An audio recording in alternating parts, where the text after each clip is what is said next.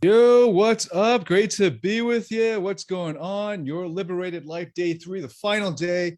Super pumped to be here with you. And I'll be covering the most important freedom, the deepest, and also the most difficult to understand and explain, but the most important freedom to experience a life of joy, of love, of fulfillment, of happiness, and to have that as your default state. This is what it all comes down to, so that you're not living a life of regret or a life of struggle. And in the previous live show or live stream that I did 2 days ago, I covered how to discover the power and leadership of your true self and attain the freedom of self. And I gave you a taste of that in the meditative exercise that we did together. And then yesterday, we covered the freedom of your purpose.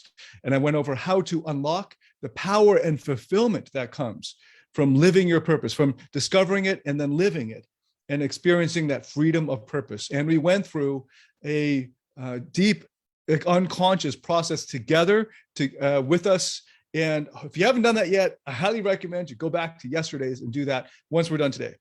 And these replays are going to be up for another few days. So you have the luxury of that, of redoing the parts of these videos, these lives that you want to do. So I highly recommend you do that. Today, we're getting into the freedom of love and how to attain it.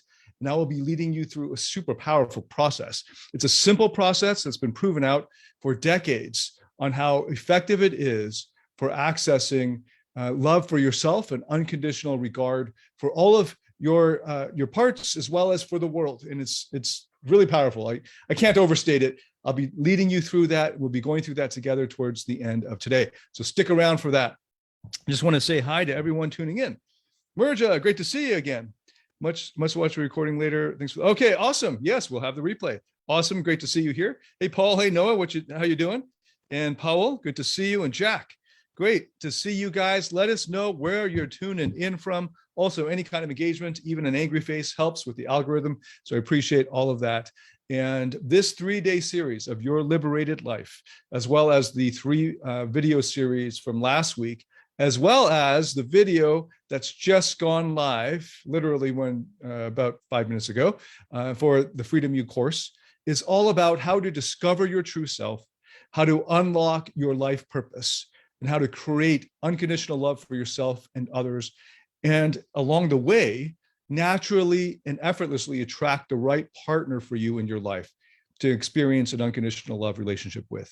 All of that is what we have been exploring together over the past couple of weeks, and it will culminate today, and then we'll grow into the 8-week live course if you choose to join us for that.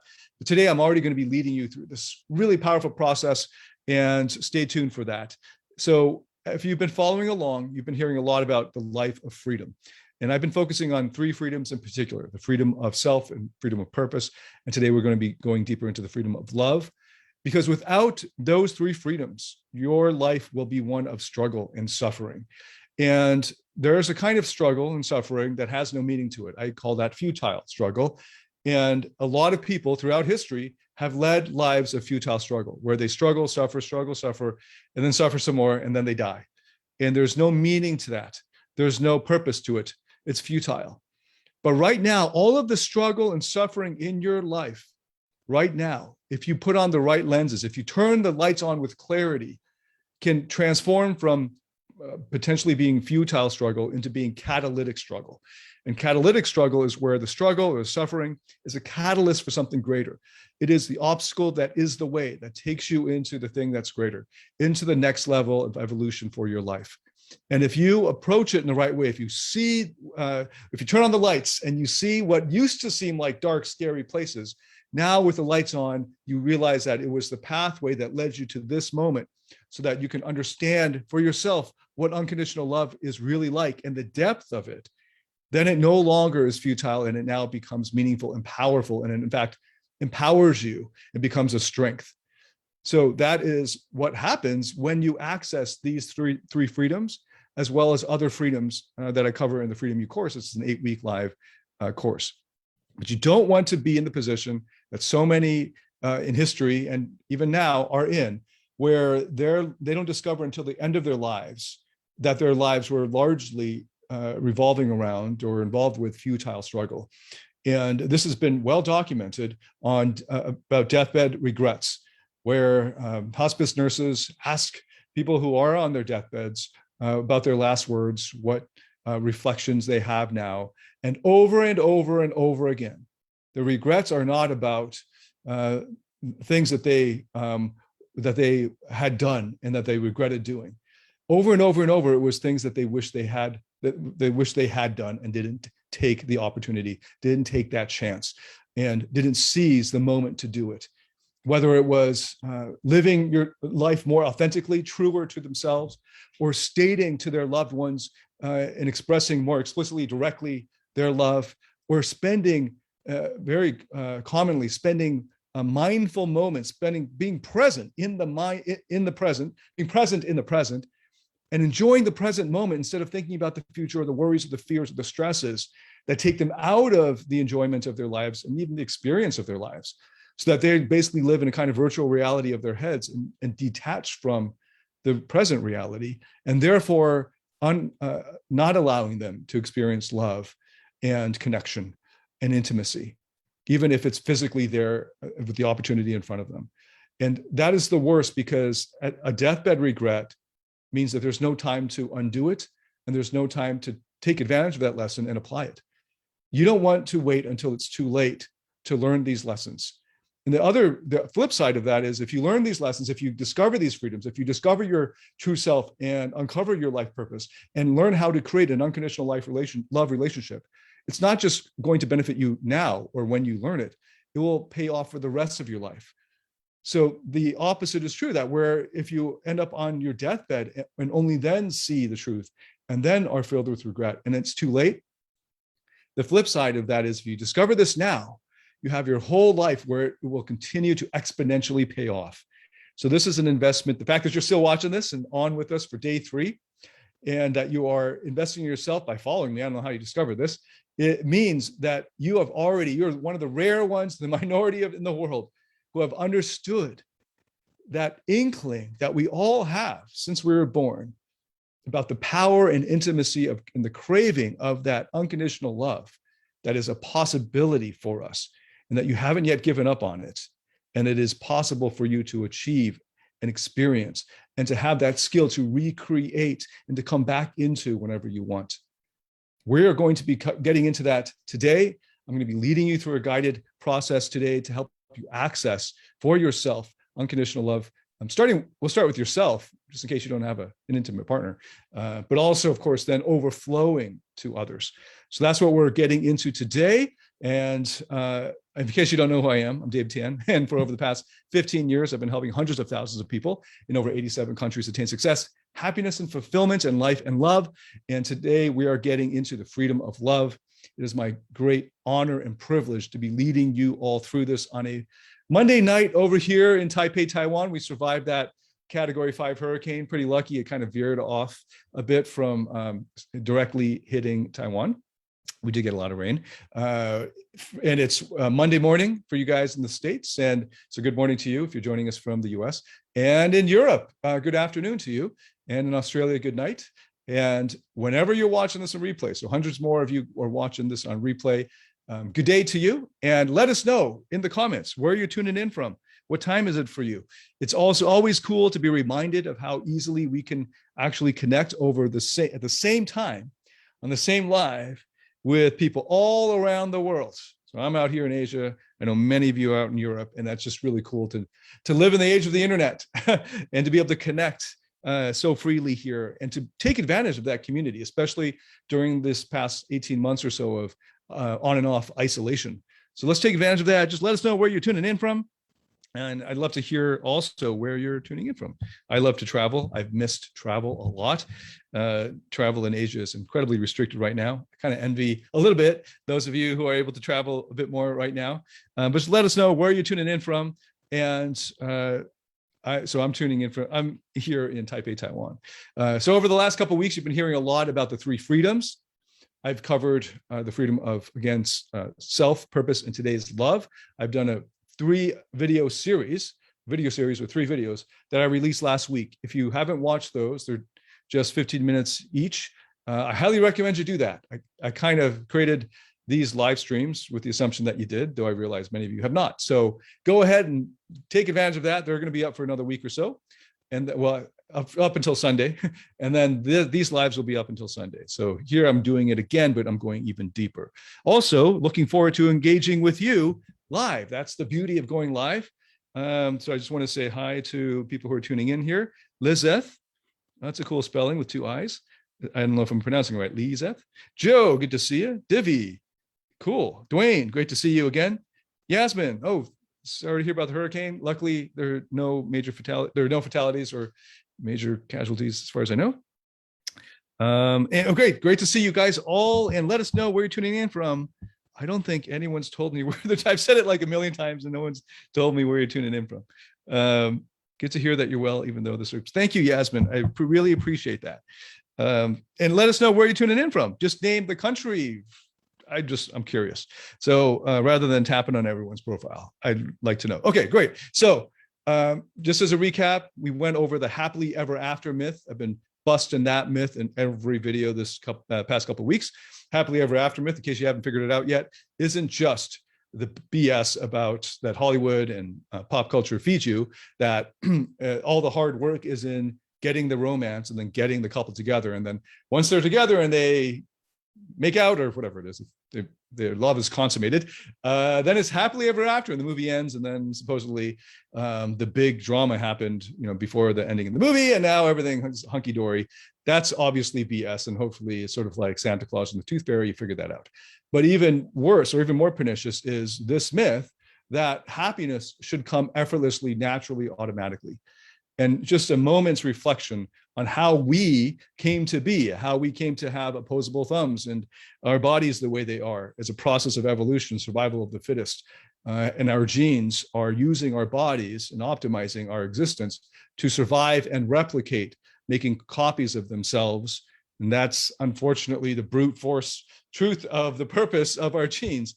And they don't give a damn about your happiness unless your happiness helps you to survive and replicate.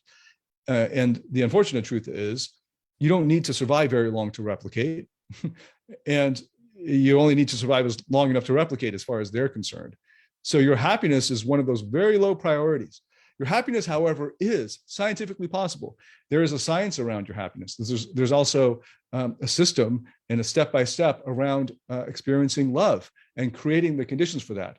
Unfortunately, because of this myth that love and happiness should just come naturally and effortlessly, especially love. You see this over and over. It's like if you had to develop yourself or learn some things in order to create a love relationship, that somehow it's not love anymore. This is such a common misconception, and it keeps people from actually experiencing true happiness in life. So that's the happily ever after myth, where love and happiness are supposedly natural and automatic, but obviously they're not, because we are the product of evolution. So you're going to have to learn how to make yourself happy. You're going to have to learn how to create love in your life. So that's what we're doing here in this 3-day series. It's what I've been introducing you to in the 3 videos last week. And it's what the Freedom U course is, an 8-week live course, is all about. And when you actually are able to start developing the freedoms of self, of love, of purpose, everything else in your life becomes so much easier. And then it starts to feel effortless and it feels natural. But only once you have those 3 freedoms. And in the Freedom U course, there are also other important fundamental freedoms. But I picked these 3 because it's easier to explain in a week, and it doesn't take as much time. But there's other freedoms that when you unlock all of these foundations, and I'll be getting into that towards the end of today's live. Once you lay the foundations down, everything building off that becomes easier, and you're living a life of flow. Whether it's your career and career choices and career success, or the financial success that you want, or freedom that you want to live the life you want, or the lifestyle that you want, or it's the relationship that you want to create and experience the love in your life, or it's almost anything else, anything having to do with your purpose, anything having to do with yourself, which is pretty much everything, anything having to do with your happiness, all flows naturally once you have accessed the freedoms of yourself, your purpose, and your love, which then lead into other important freedoms in your life. So that's what it's all about. That's what we're experiencing here. Today, I'm getting into the freedom of love. Without further ado, let's dive into it. Dwayne out in Jamaica. Oh, good morning, 7:11 a.m. That's a cool number. Welcome to you in Jamaica. Great to have you join us. Okay, so let's get into the three. So I have 3 points about the freedom of love, and then I'll be leading us into a meditative exercise. It's incredibly simple, but also incredibly powerful. So there are 3 levels of love. And the first level is what I would call need love. Or just, and when need love is being felt as an adult, it is often, you can just call it neediness. But let's focus on need love. That's a less loaded term, need love. Need love is the kind of love that an infant feels, where it's love for the parent figure, often is simply because it's like, it wants the milk, it wants sustenance, it wants cuddles or snuggles, or it just needs to be comforted. So when you're first coming out of the womb, it's like a complete shock, I imagine, and you're just wanting physical touch, you're wanting reassurance, you're wanting that kind of at the psychological level of safety. And then when you don't get it, what do? Wah, wah, wah, right? So these are real legitimate needs. If you don't have these needs met, for food, for protection, for somebody to actually keep you warm and to feed you and to give you physical touch, you will die. So these are real, totally legitimate needs. We feel this neediness at our core. It's part of our DNA. If we didn't feel that acutely, then we have not adapted for getting our needs met from adults, because we're completely 100% dependent on others meeting our needs for us when we're first born. Now, as we grow up, we start to learn the harsh reality of the world, the harsh reality, quote unquote, of the world, which is that the world is not just going to meet your needs magically whenever you cry. Wow, wow, wow. It worked when you were a cute, defenseless, innocent child. Doesn't work so well when you're a fully grown adult, right? Many people grow out of that first level of need love, but some people don't. But anyway, there you can understand what that's like, need love. Okay, so when we have our love need not met as adults, we end up devolving into a kind of neediness that feels like a child not having its need met. We regress. Have you ever had that situation where now you look back on an old breakup from whenever you were really young, or maybe your first relationship, your first major relationship, and it was so painful, you felt like you could just die, and you look back on it with more sober lenses, and you think to yourself, if I was my buddy looking at myself back then, I would have thought I went insane. Like, why was I blowing this way out of proportion? It's not rational. Why wasn't I more mature about it or more collected? Why was it such a big deal back then? Well, this is why, and this is psychotherapy. This is very basic to explain to you why, because our fundamental need is to have our needs for love and connection met, because if they're not met, we will probably die, right? Now, unfortunately, experiments were done on babies before ethics review boards were around. This was the early 1900s. And they found that infants who did not get smiles or cuddles or much physical touch actually were incredibly hampered in their later development, mentally, emotionally, and even physically. So we can survive, but barely. We won't be thriving. In order to thrive, we actually need to have these needs felt and to be met of love and connection, and to feel worthy and significant at some level. So when they're not met, then you get trauma, and trauma impacts you on all levels. So when we have our need, when we enter into a love relationship, and then it's taken away against our will, we devolve into that first level of need love. Now, the second level is what many adults have moved up to, which is called transactional love. So you'll notice that need love isn't really love. It's just a term because people call it love, but it's not love. It's just getting your needs met. The second level is transactional love, which is a horrible thing to tack love onto the end of that, but transactional. It's a transactional relationship, which is I'll meet your needs as long as you meet my needs. And that's how most adults enter into and sustain intimate relationships. They're in it for a tit for tat. Sometimes it's like tit for two tats or three tats. In other words, allow yourself to get taken advantage of. But at a certain point, you're like, okay, that's it. That's no more. And now I'm out, right? So it's still conditional. Now, this is how most adults go around thinking about love. They think about it in terms of transactional relationship, transactional love. If you think about, so let's think about this a little bit deeper. Transactional love is actually still neediness or need love, but it's just guarded need love. Because what's happened here is you've learned the hard way that if you just say, I have this need, and maybe you show the need by tears or anger or whatever it is, that unlike when you were a child, a baby, it doesn't work so well. So you've discovered you're going to have to guard it. You're going to have to protect, right? And so the protector parts are born around this, protecting the vulnerability of wanting love, and it's not returned. So then what happens is you pretend to graduate. I mean, you think you're graduating to the next level of transactional love, where now it's like, I'm going to give you 1, 2, 3, whatever number of chances before I withdraw now my quote unquote love. And transactional love is where it's basically like tit for tat. It's basically like a kind of prostitution where I'll do something that I'm afraid to do in order just to get the return. So I will not enter into this relationship unless I expect it to be returned, right? So another way to put it is just like a commercial relationship, a contractual relationship, a mercenary relationship. Okay, so somewhere where there's a transaction occurring. So think about this, like, I love you unless. So as soon as you stick that unless right after love, it just takes that, it detracts from that. It deflates the thing. I love you until you get fat.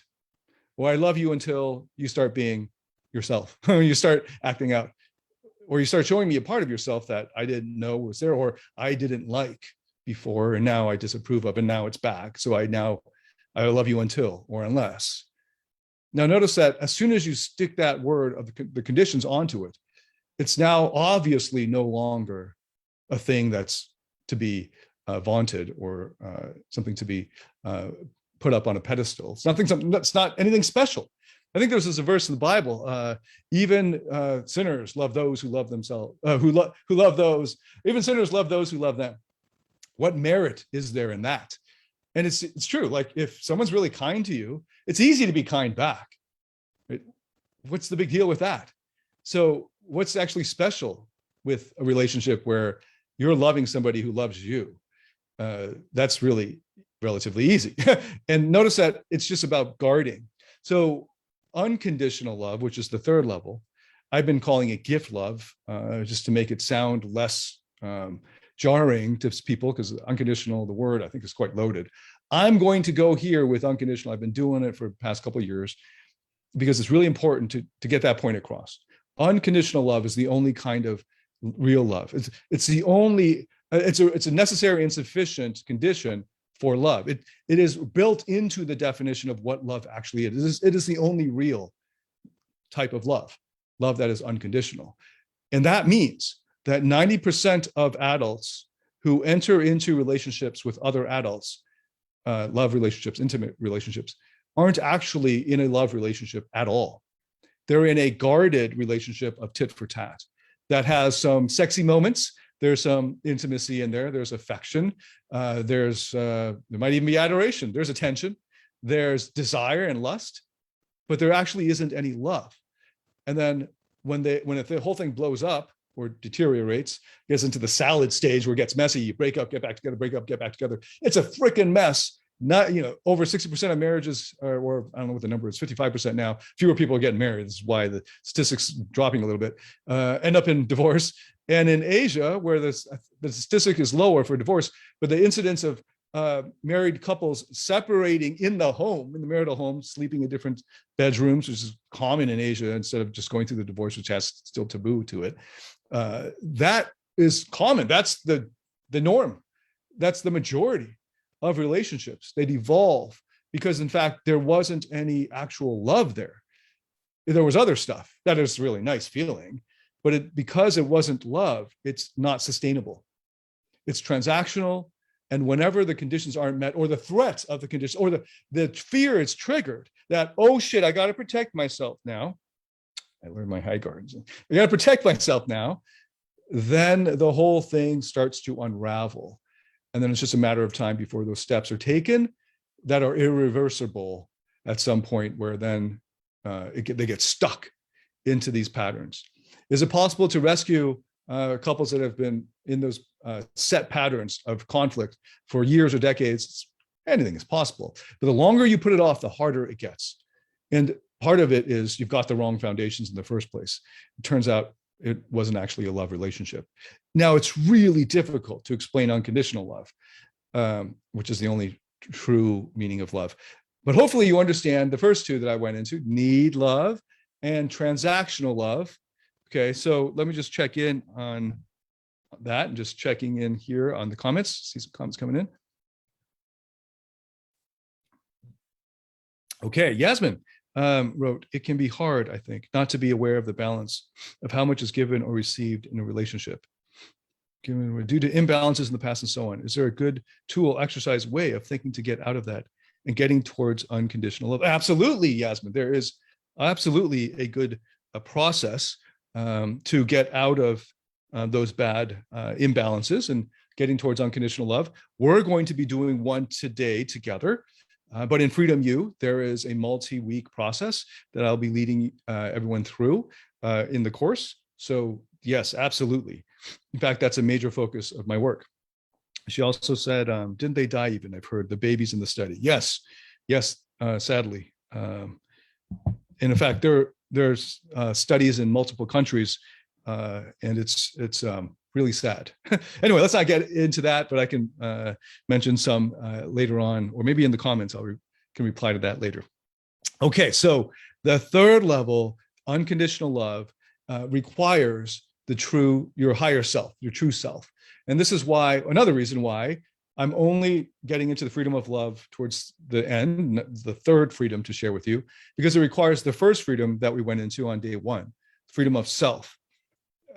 What happens is when people relate to each other as parts or personas, so parts of you that you developed to cope with the taking away, or the potential taking away, or the hurt, taking away of love or acceptance, or the hurt that resulted, and you hardened up or you adapted in some way to either maintain the affection or attention of the one that you crave love from, your parent figure, or you armored up so that you wouldn't feel the pain anymore. And then those become manager parts of us. And I went into that on day one. And most people go around their lives, 90% of the time, like the average person, 90% of the time in a kind of manager part, running the show, running their lives in their consciousness. And then when they get triggered, firefighter parts show up. They get really angry or very emotional. And then that will often devolve into some kind of exile part, either where they break down in tears in the privacy of their room, or maybe right in front of everybody, and they kind of devolve into this other exiled part, holding all of the pain. And those three parts are sort of like, that's it for most people. They haven't actually accessed their higher self. And this is why almost all relationships fail, because they're actually interacting with each other, not as their true selves, but as wounded parts of themselves. All of those categories of parts are bearing wounds, some more acutely, some are there to kind of protect the wounds from being felt, but they're all bearing these burdens. And when you come to a relationship as a burden system without the leadership of your higher self, it's just a matter of time before that relationship devolves either into separation and divorce, or into a life of quiet desperation, where you only stay together because of convenience or for practical reasons like the kids or something. And all the passion is sucked out. So you don't want that. So instead, assuming you don't want that, you want to create a love relationship, or you want to experience, not even before, even before you get into a relationship, you've got to experience unconditional love for yourself. If you're waiting for another person to give you unconditional love in order for you to meet your own need for love, you're actually still operating on levels 1 and 2. And it's true that that's the majority of the world, like the vast majority of the world, who don't actually have any clue of what the love actually is. They walk around in their whole lives thinking that love is still transactional. And because of that, they have either they're not going to they're going to live with a life without love. They might get the inklings of it. They begin a lust relationship or an infatuation or a relationship where there is some intimacy. But then because it's transactional and they're both guarded, as soon as one of them starts to pull away or that fear gets triggered, all of those defenses go up and the whole thing crumbles. So without the leadership of your true self, there cannot actually be any unconditional love. But with your true self online, when you're able to access your higher self, or your higher self comes online, then unconditional love is effortless. Unconditional love then flows without effort, without needing to invest time and effort.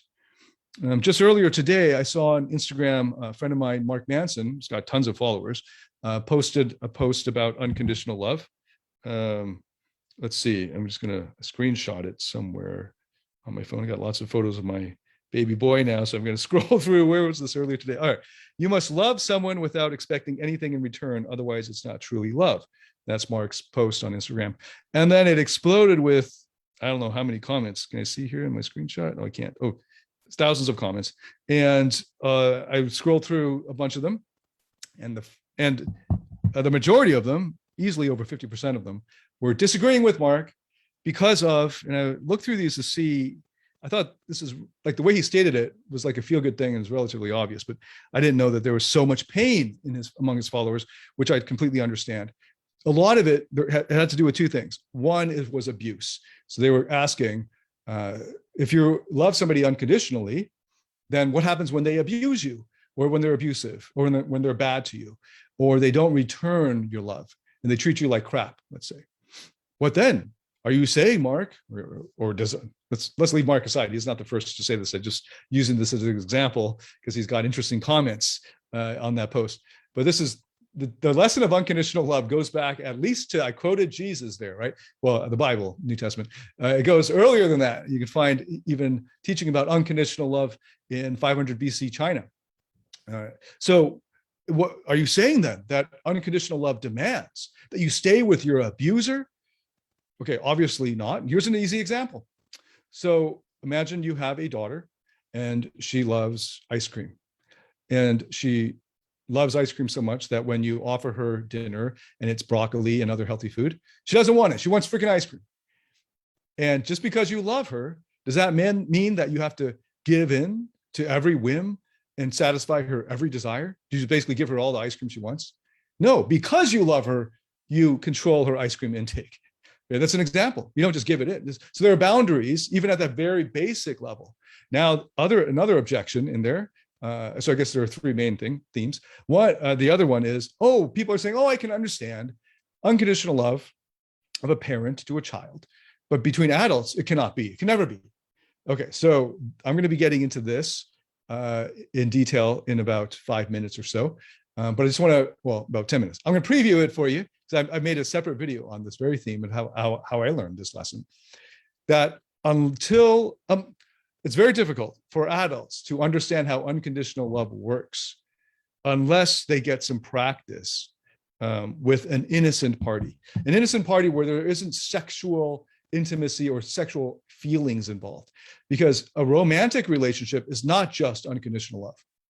Romantic relationship is also one in which there is sexual attraction, there is friendship, and other kinds of emotions. There might just be mutual sense of humor, something like that. Like those are all things that are separate from unconditional love. Just realize that. Okay, just even think about that. How people just conflate love with all that a relationship, an intimate relationship is.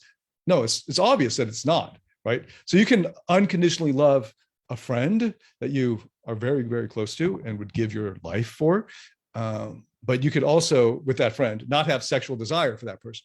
Right? But in an intimate romantic relationship, there is sexual desire. There's a lot mixed up in there.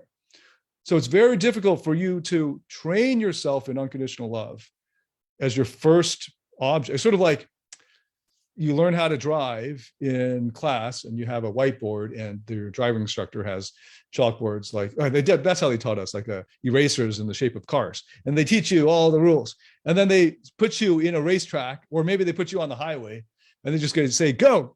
And it's like super advanced.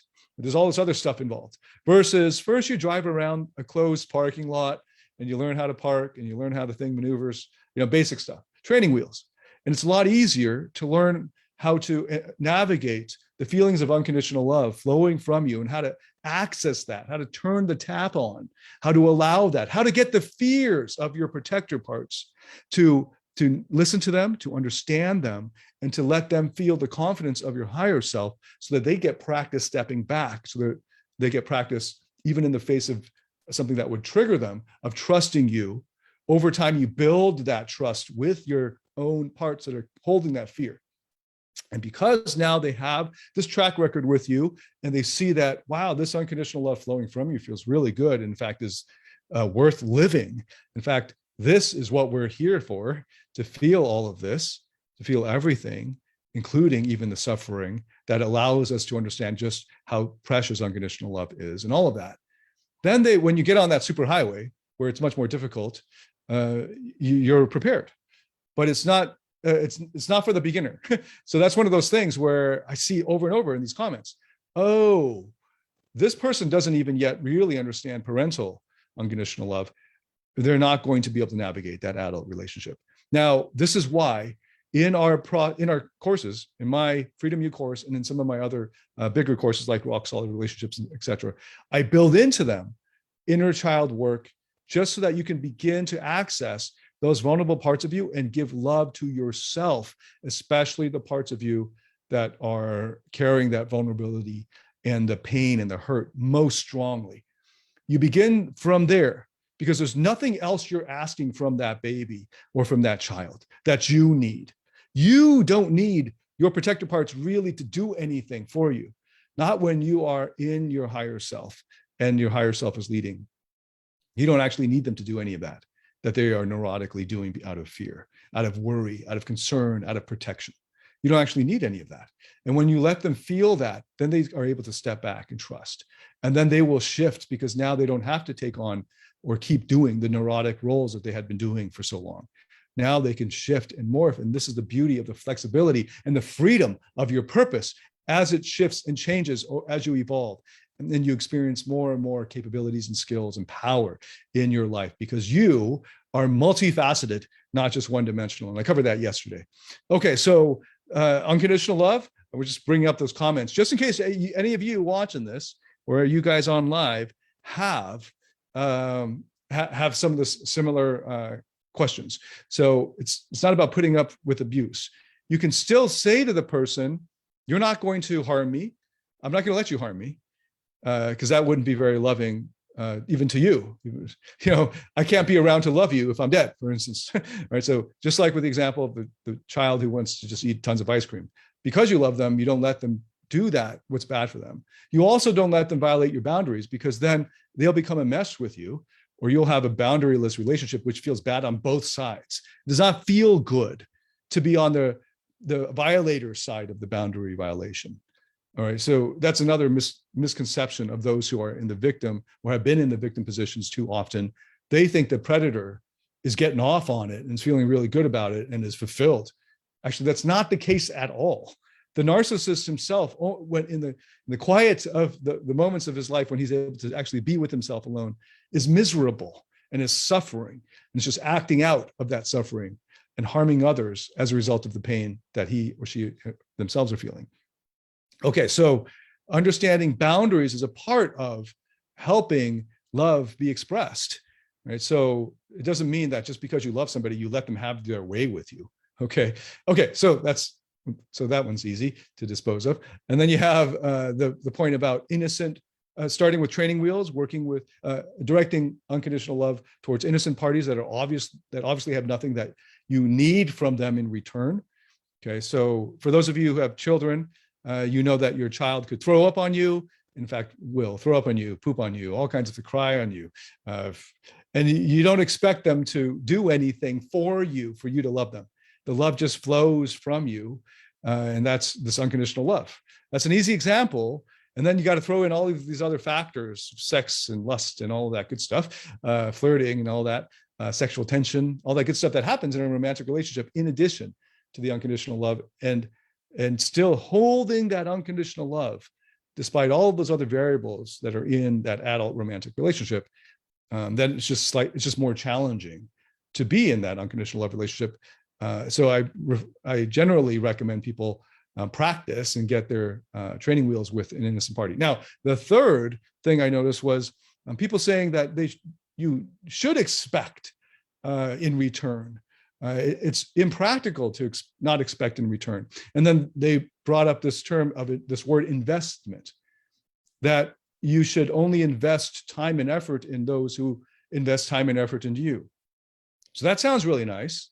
When you're thinking in terms of investment, you're thinking now in terms of like a business context, for example, or you're thinking of life in business terms, where you're investing in something and you want it to grow, I suppose, that's why you're investing in it, and you want it to be reciprocal.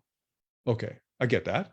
And that's good advice. So if you have a friendship, and you don't have to say, I unconditionally love my buddy.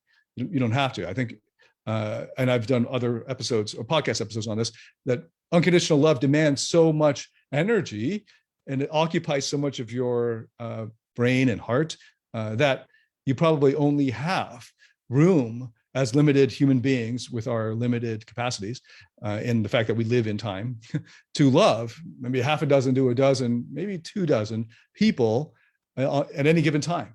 When you say, I unconditionally love the whole world, the amount of love that you're able to direct that unconditional love to somebody in Tibet or something on the other side of the world is so minuscule, it's so attenuated, it's thinned out, it's almost meaningless. That's just some new age BS, right? No, in fact, you can only allow and truly unconditionally love a limited number of people at any given time. So I understand that investing idea. However, here's the problem. When you actually love somebody, you're not investing anything. So investment is where you put something in, and it's a kind of sacrifice, because you could use that money or whatever the resource you're investing in for something else. But you're not going to do that. You're going to invest it. And then it's supposed to vest. It's supposed to grow over time and eventually pay back for you. That's a horrible way to approach love. And in fact, that will ensure that you're not actually in a love relationship or you're not feeling love. When you think about something, here's an easy example. Think about something you really love. And let's even use that word in a colloquial sense, love to do. So maybe you love to play tennis, or you love to have conversations with a certain person and you love it. Do you call it investing in that when you are actually in that activity? Or do you call it spending? You spend time with the ones you love. Spending time with the ones you love is what you work so hard to enable. So I work really hard during the day so that I'll have the luxury of the time that I can spend with those I love, spend doing things I love. Or that's actually not investing, we're spending. And when you spend in love, it gets closer to the truth. And here's the beautiful thing about unconditional love. It's endless. It's an overflowing well of love. It's like this, let's take a real well that's overflowing with water. You got so much water, you just like telling, hey, come over here and just take some, take it. I don't care. I got so much. It's overflowing. And in fact, there's so much of it that I can't even hold it all in. That's what unconditional love feels like. It's so powerful. It's like this avalanche, this waterfall of just energy. And it takes energy to hold it back. That's what unconditional love feels like. The truth is, if you're in your 20s, I know there are a lot of dudes who follow me in their 20s, and they're thinking about romantic relationships, you're probably not in a position yet of growth to know what unconditional love, to even know what love is, unless you go through this multi-step process that can accelerate your maturation. Any relationship you enter into in the hopes that you will get love back, you will destroy. It will die. And it might die in a disastrous way because it's not love. It's need love. It's, need quote unquote love, or it's a transactional relationship that you're kidding yourself that it's actually love. When you're actually feeling unconditional love, you can't even stop it. It just keeps flowing and you don't need it to come back because you have so much of it. That's when spending, the term, the metaphor, the analogy of spending versus investing really takes hold, because you can't spend enough. You can't spend it all. There's just so much of it. You just spend it, you keep spending it, but it's from an ever flowing source. Okay, I told you at the beginning, it's really hard to describe unconditional love using words. It's really hard to describe it using rationality. It has to be experienced, not intellectualized. It is an emotion. It is founded in the unconscious. It's driven from all the parts of your brain, even down to the amygdala, the brain stem, flowing out of you unconsciously, even without, you have to consciously stop it from happening. That's what unconditional love actually feels like. And it's beautiful. If you haven't experienced it, and I'll tell you, I didn't experience unconditional love flowing from me until my mid 30s. And even when it was flowing from me, I didn't know what it was. So I wasn't conscious of it until my late 30s. I don't know if I would have been able to take this lesson at 29 years old. Now I still needed to slow my wild oats back then. So I get it if you can't. This course that we're opening up, Freedom U, it's my most advanced course. It's for those who are ready to get serious about being happy, about leveling up, about getting to that next level where happiness and love and connection and your true self and your life purpose are a thing of that's your default state, and that you don't want to keep spinning your wheels in struggle or in any kind of narcissistic pursuits. So that's why I'm going into this deep level now, unconditional love. I have a process that I'll be leading you through to help you access that for yourself. But I've actually made another video to describe for you how I came to this realization in my own life. So I'm going to just share that with you because it's got some nice footage and some cool clips and music and all of that. Just before I do, I just want to check in with the comments. Hey, Lucas from Brazil. All right, 9:45 a.m. Great to see you here. Oh, been loving the new Masculine Psychology podcast. Awesome. Okay, just checking in with Yasmin's got some questions. It's self-love, tending to the needs of oneself. Yes, that's part of self-love. Absolutely. That is a necessary part of it. Meeting your own needs, meeting your own parts' needs. Absolutely, Yasmin. I think you're nailing the description of unconditional love. Thank you. That's great to hear. I really appreciate that feedback, and it's super helpful. So let me share with you this video that I made relatively recently. And it's about how my journey to discover the meaning of my life as it is so far and the purpose of my life. And more importantly, in this context, what unconditional love is. Okay, so let me just cue that up. Okay, so just play this real quick for you.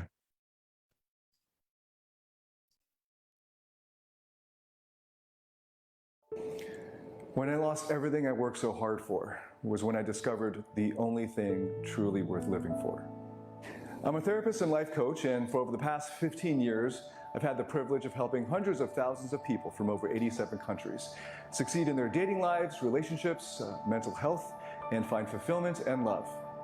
I've been covered in international media, wrote a regular column in the national newspaper, had a national radio show, and for several years, I was really living the high life.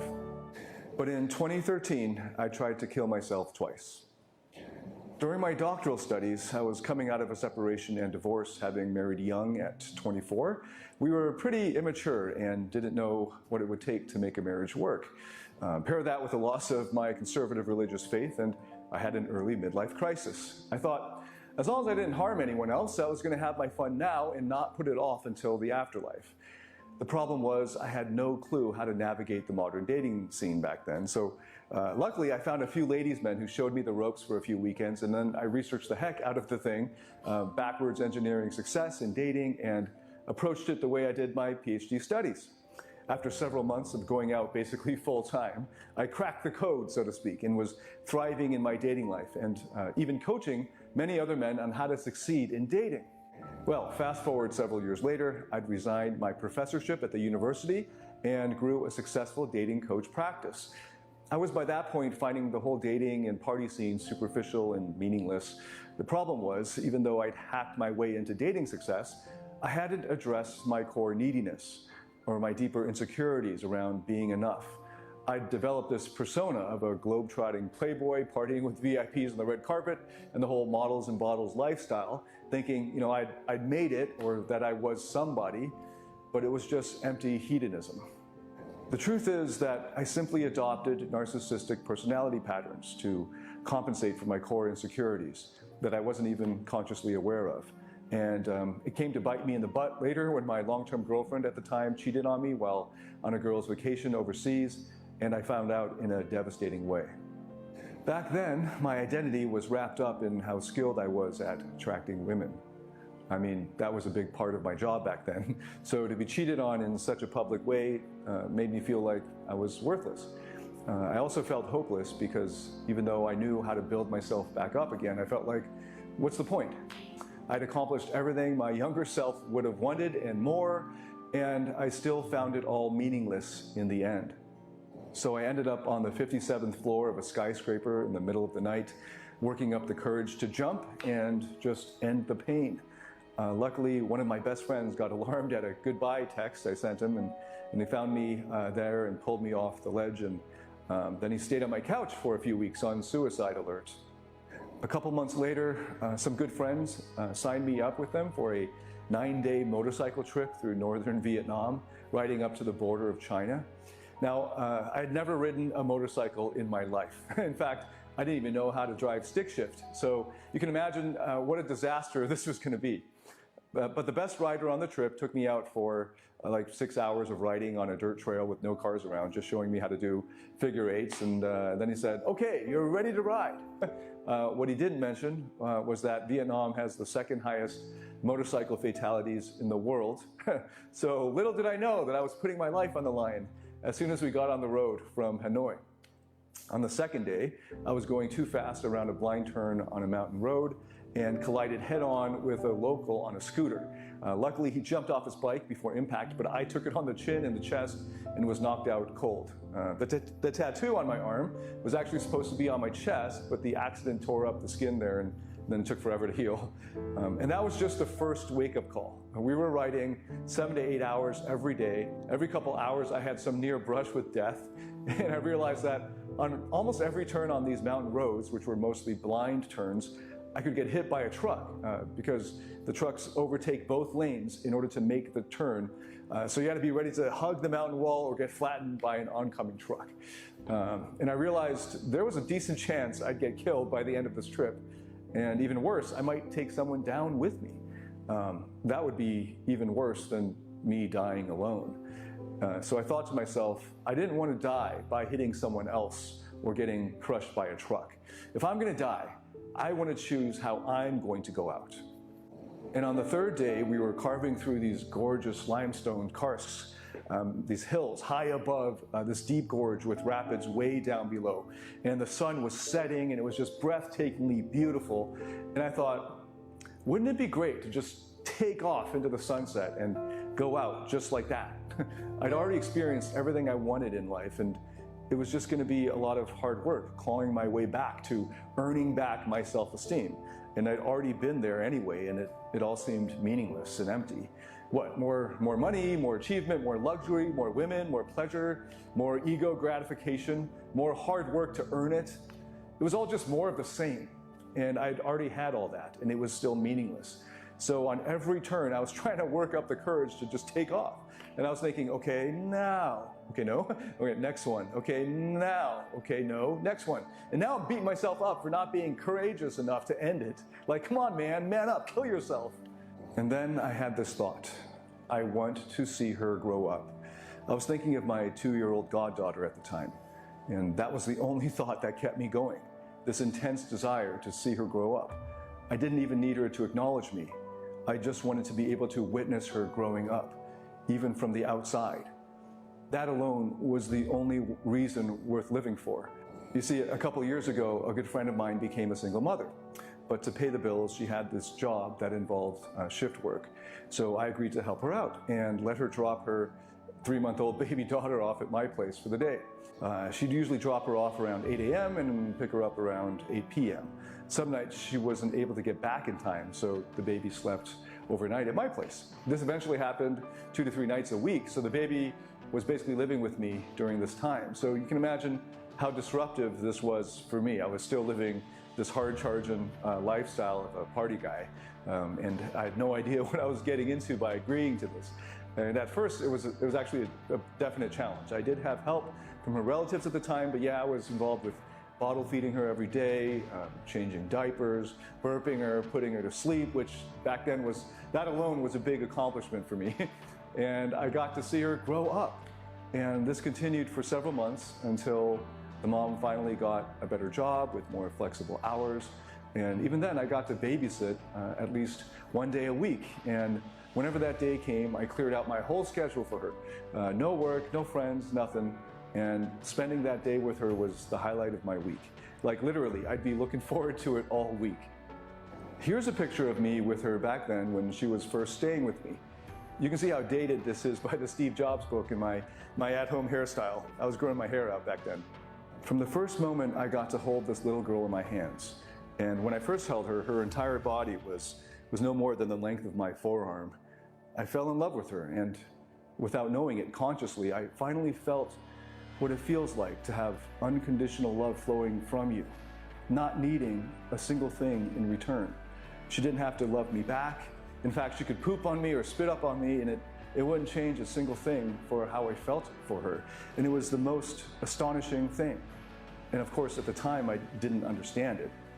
It was only as I was carving around those limestone mountains in northern Vietnam did I come to see that I discovered the only thing that gives life meaning: love, the experience of unconditional love. And I felt myself welling up inside with a new emotion that was overwhelming in its vulnerability.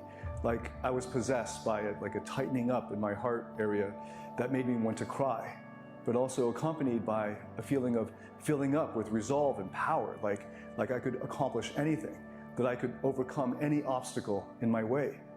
So I carved every corner, now with an urgency to make it home and see her again, filled with a new lease on life.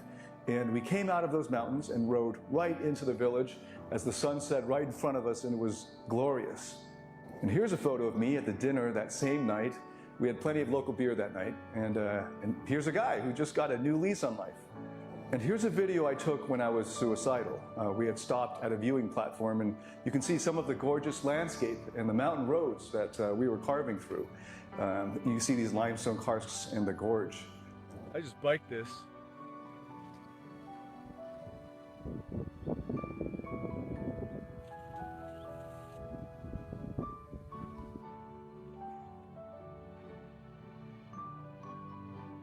Could you tell I was having suicidal ideation?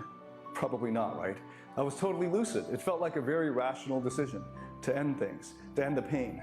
After all, if life was just about achievement, earning more money, more significance, or about more pleasure, more babes, more luxury, whatever, it is in fact meaningless. I really didn't have anything more to live for. I'd experienced everything that I'd hoped for as a kid and a lot more. And why not go out surrounded by some good friends in a breathtaking setting? Here's another photo of me from earlier that day. This was just after that head-on collision, and I was already seriously contemplating suicide here too. But luckily, my higher self agreed to babysit my little goddaughter years earlier. And little did I know, my higher self was drawing me to my goddaughter as a gateway to encounter my own inner child and to experience unconditional love flowing from me. So if you could go back, what would you say to your younger self about this experience? You know, unconditional love is a strange thing for a lot of younger guys, especially single guys. They think of it in terms of loving their ex who abused them, which obviously isn't good or healthy, or loving the girl they really like, their crush, and wanting to date her and go all out for her. But I realized looking back that it's impossible for someone to love an intimate partner unconditionally until they love their own vulnerable parts unconditionally. It's actually better to learn how to love unconditionally through an innocent party, like not someone that you're sexually intimate with, but someone you would naturally expect nothing from in return, like a newborn baby or even a puppy or a pet. So I'd say, learn psychotherapy and take the therapeutic process seriously. Before I discovered how to love all the parts of myself unconditionally, I was trying to meet my need for love by achieving significance. I thought, if I can become somebody in the eyes of those I cared about, then I'd finally be worthy of being loved unconditionally. Sometimes when we are in deep suffering, we conclude that it'd be worth ending life to end the suffering. This feeling, though it may often seem like disdain for life, isn't that at all. It's a call to reconnect with the exiled parts of ourselves. Underneath the deepest hurt is a beating heart yearning for love. Sometimes the only way forward is through the pain, to be reborn.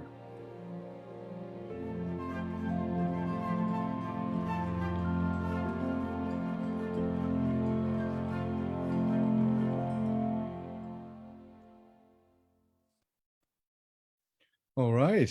Thank you so much for watching that with me. It was an interview that I did several months ago. And since then, my wife and I have a baby boy, and I've get to experience the whole thing over again and an even deeper level, and I get it every day. And it's quite the blessing, even through the challenges. So that's what life's all about for me. And I think that's what we're brought into this world for, to feel, to experience. And so often, for those of us who are raised in a kind of post-enlightenment framework of education as being about our brains and about thinking, I think, therefore I am, Descartes, cogito ergo sum, is actually very misguided. There's computer AI that thinks as well as any human can. It's not, I think, therefore I am, because we have computers that can process all of the thinking, just like we do. It's, I feel, therefore I am. And in fact, our hearts are formed before our brains are. We are already feeling before we are thinking or cogitating. And when you realize that, all of these feelings that maybe you don't even like, how they're all part of the tapestry of your life, that they make, which would seem like imperfections, they make it a work of art. And they make it possible for love to actually be deeper and more meaningful for you as you grow and mature, and you deepen your understanding of yourself and your relationship with yourself, so that you can access that unconditional love for yourself and have it overflow into a relationship. The only type of relationship that can succeed is a couple who love themselves unconditionally and have that overflow for each other, so that while they are able to meet each other's needs most of the time, they're not dependent on the other person meeting their needs for them. They're able to meet their own needs and be the secondary caregiver for the other person. I've made entire hour-long videos on this very theme, so I'm just going to leave it there on what an unconditional love relationship looks like. But I just wanted to show you that in order for you to actually create and sustain an unconditional love relationship, you've got to access that unconditional love in yourself, for yourself first. Let's see. So Yasmin shared, this is very beautiful. Thank you for sharing this, David. Thank you. Is that you get, the only objection I have is that you get so much love back from so much. That sounds like it's not an objection. You get so much love back from children and pets. Do you mean you only get so much love? Is that what you mean? You only get so much love back. The problem here, Yasmin, is you're still focusing on the love you get back. As long as you're focusing on the love you get back, you're not loving them unconditionally. I know a lot of pet owners love their pets conditionally, and they return them to the shelter or the pound when it doesn't work out. That's really sad. The thing is, your pets, generally, a dog that's not been abused, won't love you conditionally. That's what I've seen. I'm not like a dog expert, but I watched a lot of seasons of Cesar Millan, and we happen to have 2 dogs here in our house. But you can see this as part of the whole package, that unconditional love is when you love without even thinking about it returning.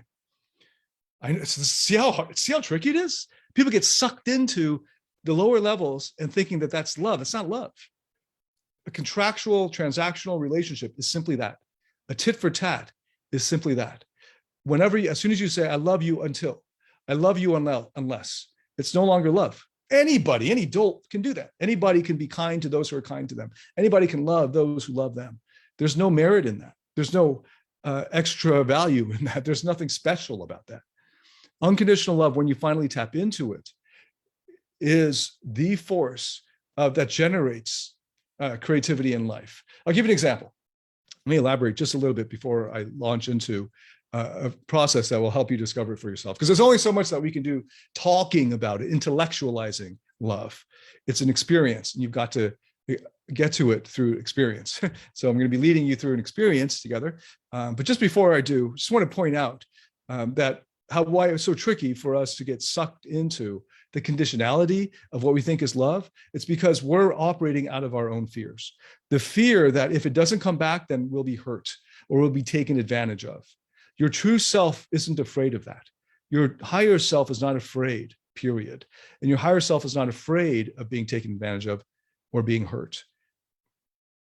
And if you are afraid of being taken advantage of or being hurt, you are not yet accessing your true self.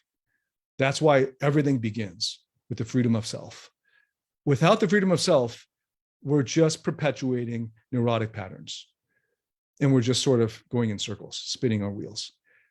And it's really hard to think your way into it, intellectualizing and theorizing yourself there. It's always going to come through experience, and experience first, feelings first.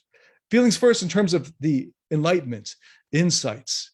Okay, then the intellect will understand and see clearly. Okay, so that's also a good reminder for myself to stop talking at this point and lead you into this very simple but incredibly powerful process. And it's one that's used in all kinds of contexts to bring peace and to bring reconciliation. And we're going to do it together. You can direct this to whichever part of yourself you feel that needs the most love at the moment or the most attention. And that can be an inner child part, or that can be the part that's afraid of being wounded, or afraid of opening up, or afraid of just loving without waiting, or without like just jumping in without looking at the bottom. And that's what unconditional love feels like. It's just flowing out of you.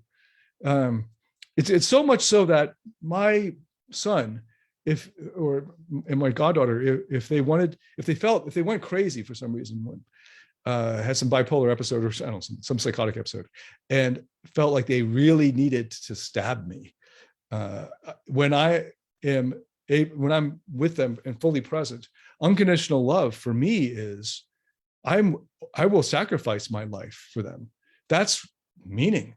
In fact, there's so many examples of this where, because of unconditional love, people get supernatural courage and even supernatural strength to fight off bears, to fight off wolves, to pick up cars, to save their loved ones. Unconditional love means that you will, as a self-sacrificial love. I don't normally call it self-sacrificial because it will trigger those who don't understand the context for that. You can't force it. You can't force unconditional love. If you don't love somebody unconditionally, you can't sit there and go, oh, I'm going to love you unconditionally if I just try hard enough. It's not how it works. That will totally never work. But so many people do. Or I get so many questions from guys and ladies who have a crush, and they think that their crush, this infatuation, basically, they wouldn't call it infatuation. That'd be an insult to the depth of their feelings for this person. But they hardly even know this person at work or in the school or whatever. But they're starting obsessing about this person, and they think that's love. It's not love. That's hopefully those who are more mature can see that. But even for those who are craving being loved from somebody else, that's not love that you're craving. That's your, at the fundamental need level, your just basic needs for certainty, even beyond love. First, you need to get that need for security and certainty met. And then your need for significance, that you're special and worthy enough to be loved. And then later on will come this deeper concept of love. So it's hard to talk about it. We're already skipping to quite an advanced level here in day 3.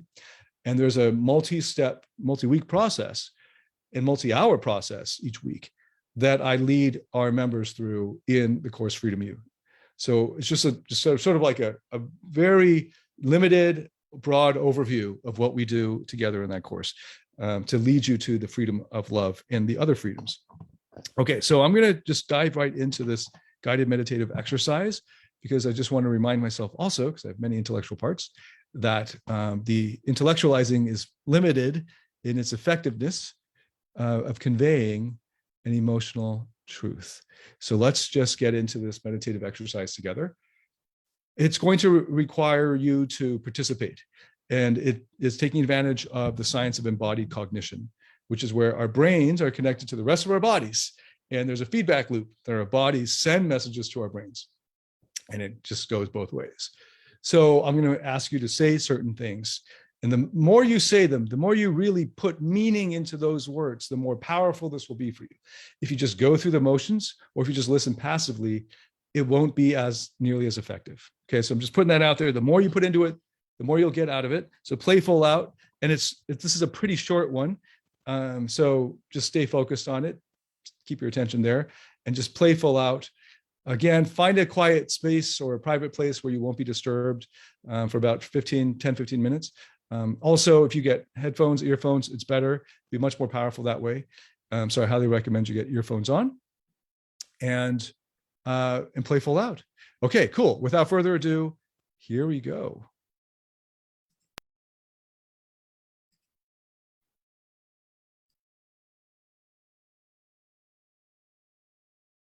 Forgiveness and healing begins within you. Enjoy. This exercise involves releasing negative emotions. When we personally take responsibility for clearing up our past, we make the way for personal growth. If you're tied to the past with resentment, anger, or grief, you can't fully access your true self or your energy. When you emotionally take 100% responsibility for your own attitude, you gain a new level of awareness and understanding. But first, we'll start with an incantation. Repeat after me. Say this out loud. All I need is within me now. All I need is within me now. All I need is within me now. All the love I need is within me now. All the love I need is within me now. All the love I need is within me now. All the love I need is within me now. I'm so happy I can't stop smiling. Now put on a stupid ass grin, and even if you have to fake it, make it huge, or you could just enjoy it. Say this out loud. I'm so happy I can't stop smiling. I'm so happy I can't stop smiling. I'm so happy I can't stop smiling. I'm so happy I can't stop smiling. I'm so happy I can't stop smiling. I'm so happy I can't stop smiling.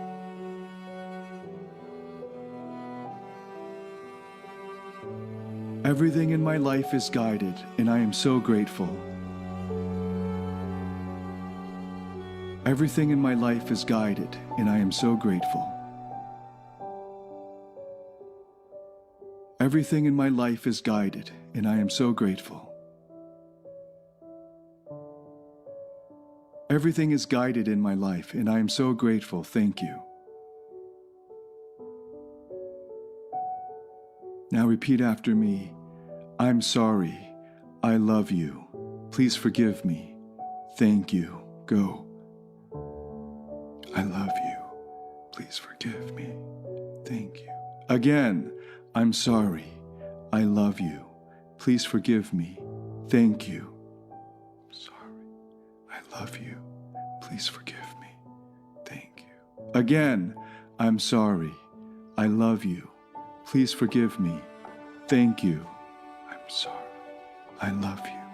Please forgive me. Thank you. Again, I'm sorry. I love you. Please forgive me. Thank you. I'm sorry. I love you. Please forgive me. Thank you. 10 times, and each time you say it, we'll do it from a different place. This time, say it as if the words were sacred. There was no pain in you. It was you taking 100% responsibility, even for people you're not responsible for. It wasn't heavy. It was an act of love. It was zeroing out the books. It was ending ending eternal conflict for them and for you. Go. I'm sorry. I love you. Please forgive me. Thank you. Say it again. I'm sorry. I love you. Please forgive me. Thank you. Say it again. I'm sorry. I love you. Please forgive me. Thank you. Say it again. I'm sorry. I love you. Please forgive me. Thank you. Say it from a place of passion now. I'm sorry. I love you. Please forgive me. Thank you. From passion. I'm sorry. I love you. Please forgive me. Thank you. From joy. I'm sorry. I love you. Please forgive me. Thank you. From joy. I'm sorry. I love you. Please forgive me. Thank you. From a sense of excitement that it's helping them and it's helping you be free at last. Go. I'm sorry. I love you. Please forgive me.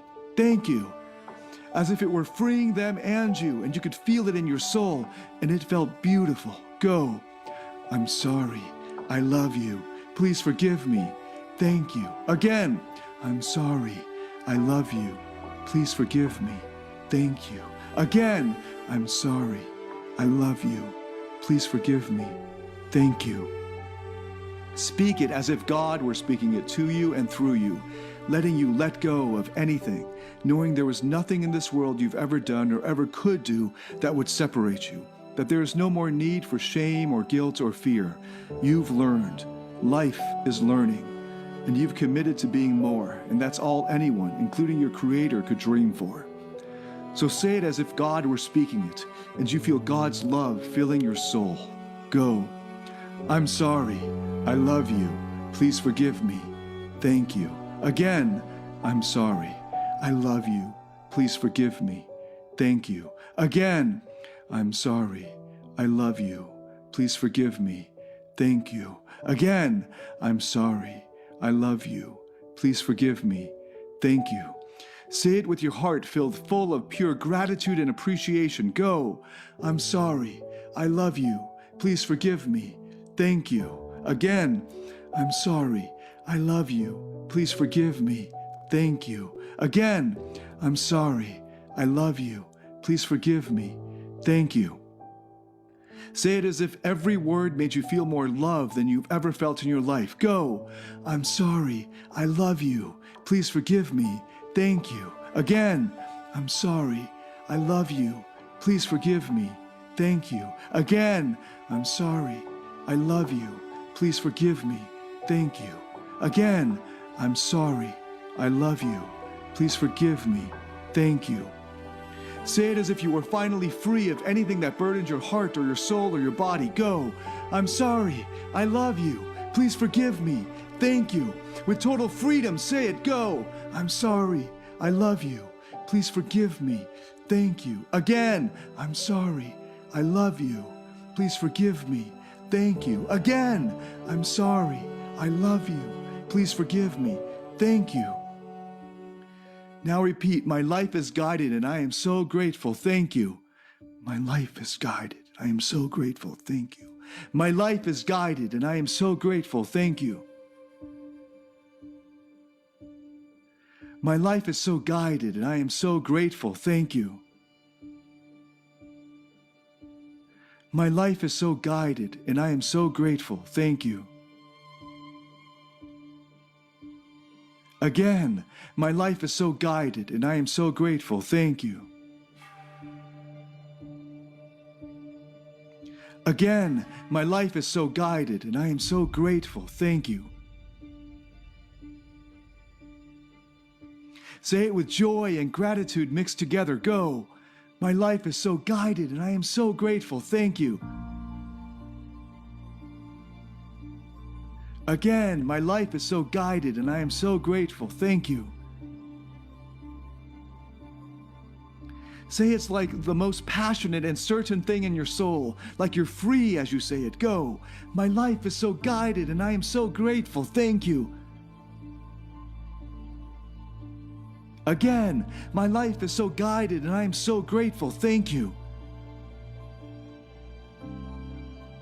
Again, my life is so guided and I am so grateful. Thank you. Say it as if your soul knew it was finally unlimited and there was nothing to fear. You're that certain. Go. My life is so guided and I am so grateful. Thank you. Again, my life is so guided and I am so grateful. Thank you. Again, my life is so guided and I am so grateful. Thank you. Now repeat, all I need is within me now. All I need is within me now. All I need is within me now. All I need is within me now. All I need is within me now. All the love I need is within me now. All the joy I need is within me now. All the excitement I need is within me now. And so it is. And so it is. And so it is. Thank you. Thank you. Thank you. Now in silence, just give thanks for the perfection of your life, the problems and the joys, knowing everything you've ever experienced, including even the pain, is a gift because it sculpted us. Because we didn't stay with the pain, we found a way to learn and grow and become more. So you have more to give and more to enjoy. Give thanks in whatever way works best for you.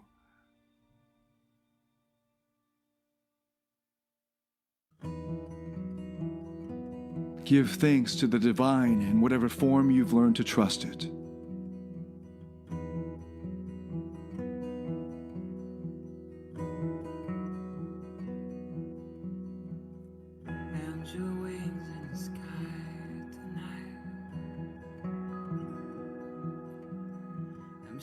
Give thanks in whatever way works best for you.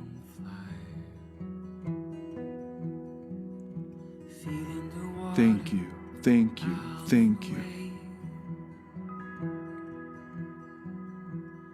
It has been such a beautiful day. Give thanks for the perfection of your life.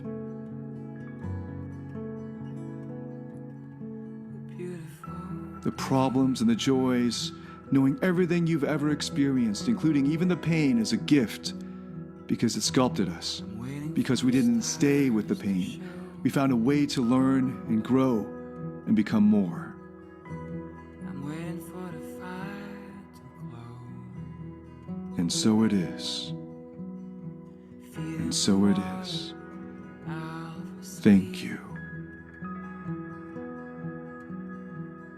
Let's burn one down and slowly disappear. Disappear.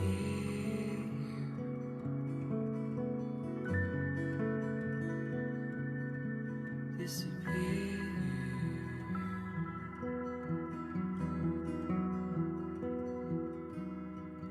Oh, I've been hiding deep in the woods. Oh, I've been searching as far as I could for some answers to my riddles and my doubts. Oh, I might have taken the easy way out, but it doesn't matter now. It doesn't matter now.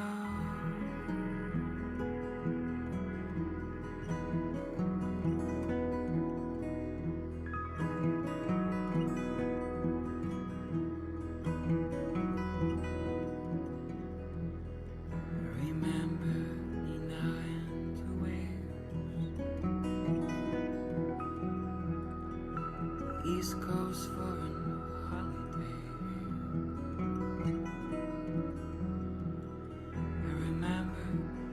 way she laughs, and those warm summer nights sleeping in the grass. Nina and the waves,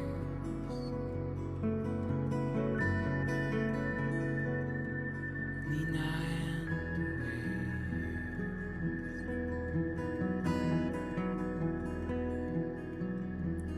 Oh, I've been hiding deep in the woods. Oh, I've been searching as far as I could. Oh, I've been hiding deep in the woods. Oh, I've been searching. All right. Welcome back. Love to hear what you thought, what you experienced, anything that you would like to share in terms of insights or realizations that you had. I just realized as we got going into it that I didn't explain before sentence Ho'oponopono. And that was the formula that formed the core of that meditative experience. So in Freedom U, we have a whole video explanation and background for the Ho'oponopono, which is that four sentence sequence of I thank you, I love you, please forgive me. And it's just about letting go and letting go of the burdens and the shackles and the bitterness and any kind of resentment, and being able to float in that freedom, and helping us to access that love for ourselves. It's a really gentle and simple process.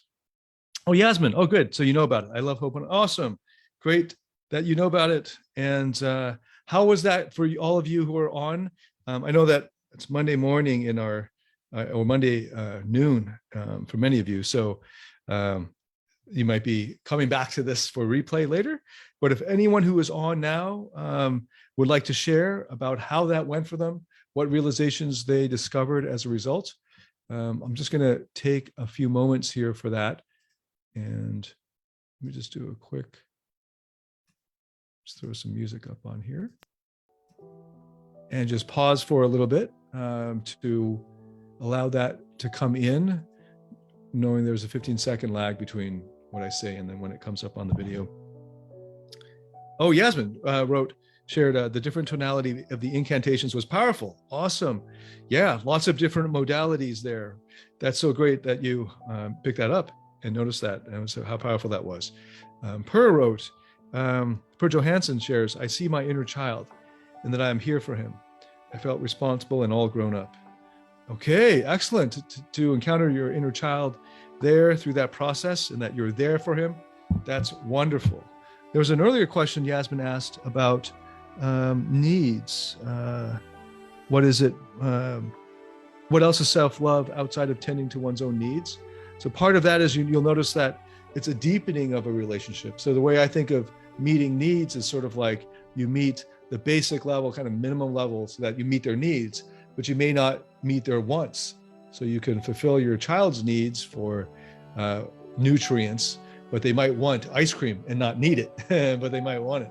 And you, because of your relationship with them, can still give that to them. And so you have an overabundance and not just meeting the needs. But of course, in order to have abundance in a healthy way, you've got to meet the needs as well. So a lot of this is just pouring that love into those parts that are craving it and understanding the fears and spending time with those parts that are carrying the fears of vulnerability, of hurt, etc., rather than repressing them like everyone else does or says to do on videos on YouTube. Most dating advice is about pretending you're not needy and here, do these 3 behaviors or say these 5 things to get any girl or any man to want you. And those are almost always just repressing the deeper fears that you're hoping you'll avoid by adopting this technique. But because of that, it's just further repression. And then it will come out later in kind of self-sabotage or just leaked out through an inner conflict. So the process that we're going through in Freedom U and that you're getting a taste of here in this 3-day live series is to attend to and be there for those parts of us that are in pain or are holding those fears and that are guarded and in a protective formation, so that they can trust you and feel and sense their needs for love and connection and significance met by you as your higher self. And as a result of that trust, drop those defenses because they don't need them anymore, because you don't need them. You don't need them to protect you anymore. You don't need to fear being hurt, because in your higher self, that fear isn't there, because you're able to meet all of those needs for love and connection and so forth yourself. Okay. So Yasmin wrote, so the luscious parts of life too. Sure. Yeah, that's an interesting word, luscious. Yeah, I like that. Excellent. Exactly. Okay. So in the interest of time, I'm just going to start wrapping up here. I highly recommend that before this week is out, we're going to take this live down, I think on Sunday, when the Freedom U registration closes. So if you have another chance to redo this Ho'oponopono process here, take advantage of that. It's also a part of the Freedom U course. So all of the meditations that I pulled out for this 3-day live are also in the Freedom U course, in the right places, in the sequencing, and with the right context. So I'm kind of pulling them out of context and not giving the right preparation for it, but just to give you a taste for it.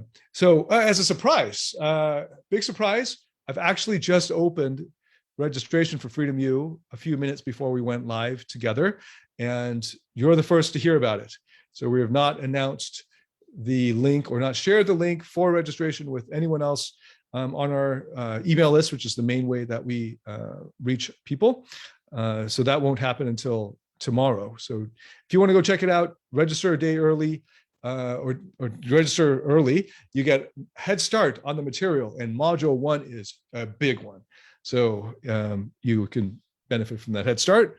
I just want to remind you of the stories that I've shared over the past week of Paul and Howard, how they tapped into the freedom of self, where they thought that they were one way and that they were limited in how they could be, but accessing their higher selves and lavishing love on the parts of them that were held up in hurt or pain or fear allowed them to then these parts to relax into the trust of their higher self. And then they're able to access the power, the capacities, and the gifts of all of their various parts, including the parts that are spontaneous and adventurous and fun-loving and without fear.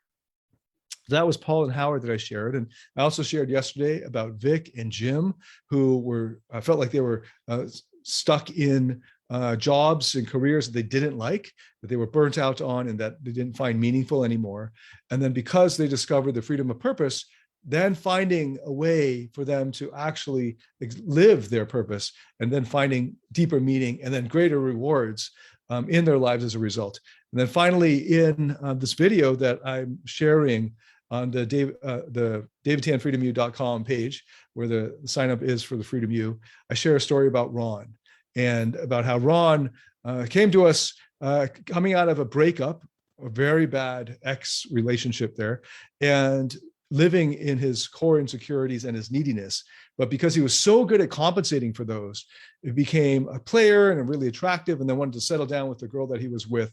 And it all blew up in his face. And then he was still stuck in that pattern. And because we were able to walk him through the process that's in Freedom U, and he was able to finally discover the freedom of love and integrate all of those various parts of himself into a harmonious, balanced, integrated whole under the leadership of his higher self, was then able to find the love of his life, create an unconditional love relationship, lead her into an understanding of an experience of the freedom of love, and therefore unconditional love for herself and her parts. And then the two of them now engaged, and they're now married, and they're being now in, regardless of the day-to-day conflicts that might arise, because it's founded on this foundation of unconditional love and the freedom of love. That is the basis of long-term success and growth in their relationship. So that's Ron. I go into more detail on Ron's story in the video on the registration page. You can find the registration link in the description of this video up here. There's so many questions and so many related topics and issues related to the freedom of self and purpose and love. And there are other freedoms that are covered in the Freedom U course. That's why I created and tested for several years on hundreds of clients around the world, the process, the 8-week step-by-step live coaching process in Freedom U. I only open this course once a year. It's our flagship, most advanced course. It takes a lot of energy for me to conduct. So it's one of the reasons why I only do it once a year. And it's something that I walk all of our members through each year. When you sign up, you also get access to every subsequent time we teach it or that we go through it. So we also have alumni who are going to jump on and do it another round for a refresher. And every time you redo it, every time you do it again, you pick up a whole new levels of understanding and of developing of your freedom. So here's the deal. I'm just going to show you real quick what that registration page looks like. And where is that? Oh, wait, I better pull it up here. Give me a second. Okay, now there we go. And is it this? Okay, hold on a second. Zoom, cooperate. Oh, I'm supposed to stop. Okay, hold on. I gotta stop share because I'm still sharing my music. Okay, now it comes back. Here we go. So this is what it looks like when you get in there. Well, I scroll down just a little bit here. And there are 7 core training modules here. I'm just going to walk you through very quickly what these are. Module 1 is the freedom of inspiration. And this is where you harness and direct the power of your unconscious mind to drive you to success naturally and automatically. And this is going to give you that drive to follow through on all of the different steps in the course. By the end of this module, you'll have kicked your motivation into hyperdrive and begun channeling the boldness to finally go for what you want and naturally attract the right partner for you and build the life you desire. And then in module 2, we already start getting into the freedom of love, where you learn how to create deep connections with yourself and others. By the end of this module, you'll begin experiencing the freedom of love on a consistent basis and let go of old unconscious baggage holding you back from a life of fulfillment and deep enjoyment, so that you're finally free to unleash the power of love you have within you. Then in module 3, we get into the freedom of self. And each of these modules, we devote an entire week to, and they're multi-hours of material and chock full of these meditative exercises to experientially lead you into and train and condition into your unconscious mind these freedoms and unlock those for you. In the freedom of self, you learn how to recover, or you led to recover and empower your true self to lead your life with confidence, courage, and clarity. By the end of this module, you'll have undergone powerful therapeutic processes to let go of toxic traumas, develop your true self, love and self-acceptance, lead your life as your true self, attract the right people into your life naturally, and reach an abiding freedom of self. In module 4, we get into the freedom of purpose, where you discover your life purpose and deepen your awareness and understanding of all of the different facets of it. By the end of module 4, you'll know how to find your life's current purpose, which will evolve over time, like I shared before, and regain control of your destiny, become naturally attractive in the process, and experience the power of your freedom of purpose. In module 5, you get into the freedom of your fortitude. This is where you're going to be infusing the power of emotion through your whole physical body to create an extraordinary life. And by the end of this module, you'll have the courage to face your fears and move forward in the face of fear. You'll know how to access your masculine essence whenever you want, feel grounded and centered within yourself, and naturally attract feminine women to you. So for those who are men, you'll be able to grow your masculine essence. For those who are women, you'll be able to grow your masculine energy. And that's a really important energy to make your way in the world. In module 6, this is the freedom of your passion. And here you'll discover the secrets behind finding, creating, and growing lasting, passionate relationships.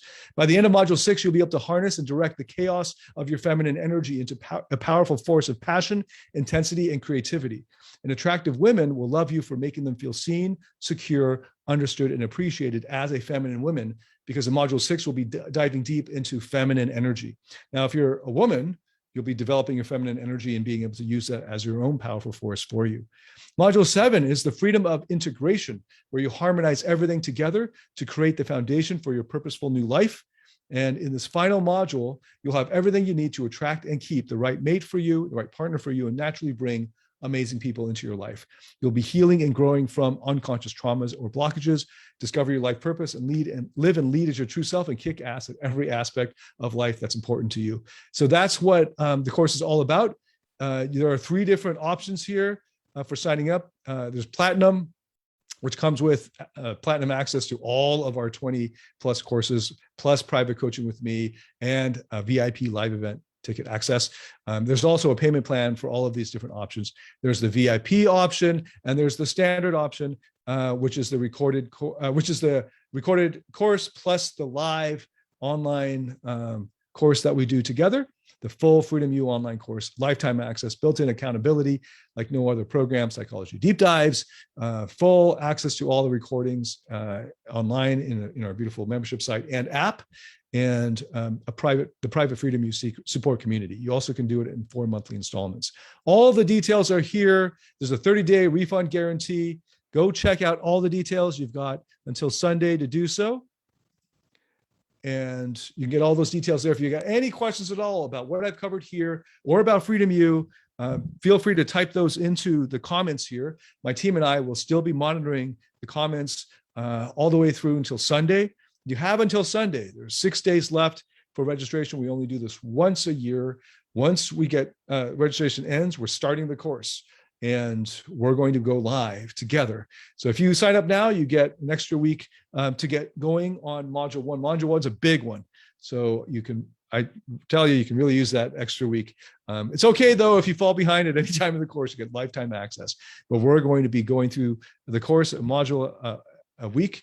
So please join whenever, as soon as you can. If you are on the fence, check it out right now, take action. If you don't unlock these freedoms for you, whether it's with us or some other way, if you don't get and develop the freedom of self, of love, of purpose in your life, you're going to go through life with a life marked by struggle, and you may not even consciously be aware of it. You may only understand the struggle and the underlying suffering of your life, the sort of low-level depression or low-level anxiety or stress, only towards the end of your life, when you can then only look back in old age with regret at all of the missed opportunities of being present and enjoying the experience of your life and all the freedom that was actually theirs for your taking, but that you didn't have the freedom to grab, to even see that they were there, to even have that clarity to spot whether it's catalytic struggle or futile struggle, and how to change futile struggle into catalytic struggle, and having the skills to do so, to be able to activate the freedom whenever you want, and to have it as an abiding default state in your life. And instead, looking back at your life like so many people do with regret, not even realizing it at the time, how shackled and bound they were and how they were living a life of limits and depression and anxiety and stress.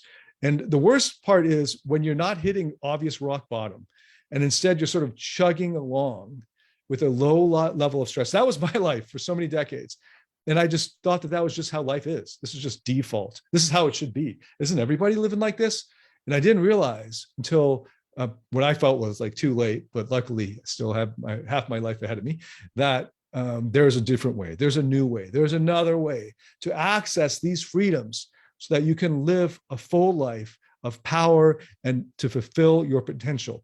With these 3 freedoms, as well as the other freedoms that I just covered there, that we will be walking us together through and giving you lifetime access to all of these skills, to all of these processes that you can condition yourself as many times as you want through the year, and then have access to every time we do it each year.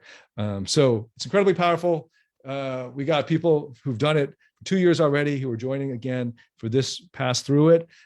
So take advantage of it while you can. Don't lead a life of regret. Don't wait until it's too late. Don't put it off till someday. The road to someday leads to the town of nowhere. You ever heard that one? That's so common. How often is it that you know somebody, or that you have kept saying to yourself, I'll do it someday. I'll do it someday. And then it just never happens. And then it becomes a pattern. Now you reinforce someday. And then you only realize that you've been waiting someday when you get to nowhere. And then you live a life of regret because you look back on it all of those missed opportunities of not taking advantage of the opportunities that were there. Look, if all Freedom U did was give you the freedom of self, would it be worth it? If all that the 8-week live course with private coaching gave you was the freedom of purpose, would it be worth it? If all it gave you was the freedom of love, would it be worth it? Even just one of these freedoms, if you're able to unlock that through this 8-week course, it would be worth more than that. You can even financially put a number on, because it pays off exponentially for the rest of your life. And without those freedoms, not even therapy will work. Your private therapy will fail without these 3 freedoms. That's how important it is. You have until Sunday. Act now. If you got any questions, You can type them here into the comments, or you can write to support@auradating.com. They are standing by to answer your questions during this launch period, during this registration period. You can also get all the details. I've got an FAQ in there. I've addressed a lot of things about the course on the registration page. We just unlocked it. Go check it out. If you got any questions at all, you can put them in the comments here, or you can write to us. Invest in yourself. This is about you. This is about your life. It's not just about the next 8 weeks. It's not even just about the next year. It's about your life. Invest in your life, invest in your future. And so that once you have the foundation for these 3 freedoms locked in, everything else important in life becomes so much easier, almost effortless and natural, and will unfold naturally. Okay, so there it is. Thank you so much for being on with us.